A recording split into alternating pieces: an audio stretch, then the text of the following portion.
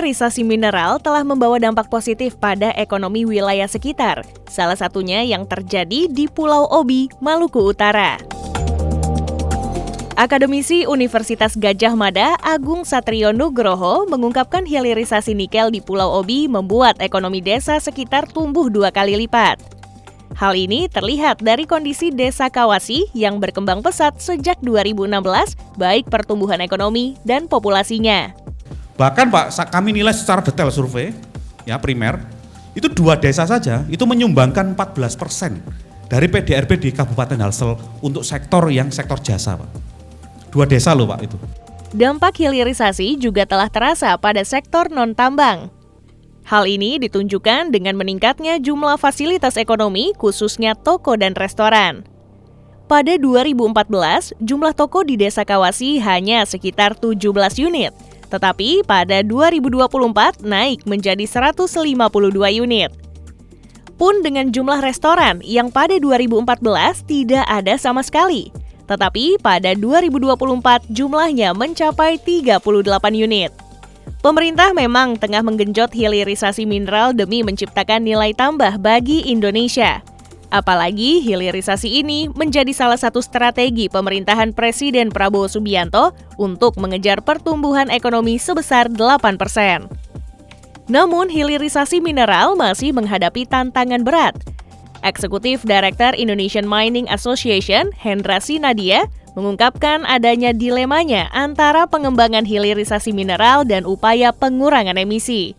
Menurutnya, pengembangan industri hilir dari pertambangan mineral membutuhkan sumber energi yang terjangkau.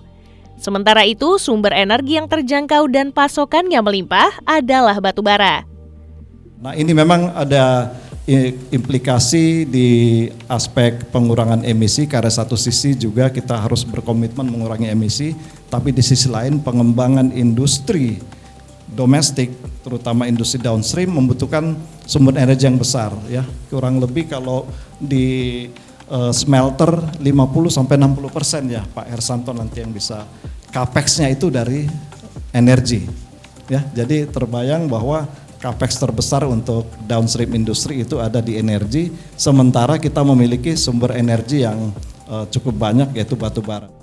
Terkait tantangan itu, Hendra pun meminta pemerintah dapat membuat kebijakan yang adil terkait aturan penggunaan energi pada smelter. Pemerintah melalui Kementerian Energi dan Sumber Daya Mineral tak menampik. Hilirisasi mineral masih punya pekerjaan rumah baik dari hulu sampai hilir.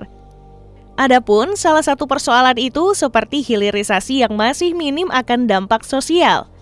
Tapi kalau kita mempertimbangkan dari segi lingkungan, kerusakan lingkungannya misalnya, apa benar nih berimbang? Apa betul? Misalnya itu barangkali juga yang kita perlu perhatikan sehingga ada keselarasan di dalam kita berinvestasi di dehilirisasi dengan kondisi lingkungan yang perlu kita jaga. Yang nanti barangkali ini perlu juga Bu dari Bappenas ketika kita membuat roadmap bersama-sama ya, dari hulunya bagaimana potensinya, untuk berapa lama, kemudian ke arah hilirnya seperti apa, kemudian ke arah dampak sosial dan lain sebagainya. Kalau kita lihat Marpes memang fokusnya di investasi sehingga belum memasukkan tadi yang unsur faktor sosial yang ekonominya. Meski masih memiliki segudang pekerjaan rumah, Siti menegaskan bahwa hilirisasi harus tetap digenjot demi menciptakan nilai tambah bagi Indonesia.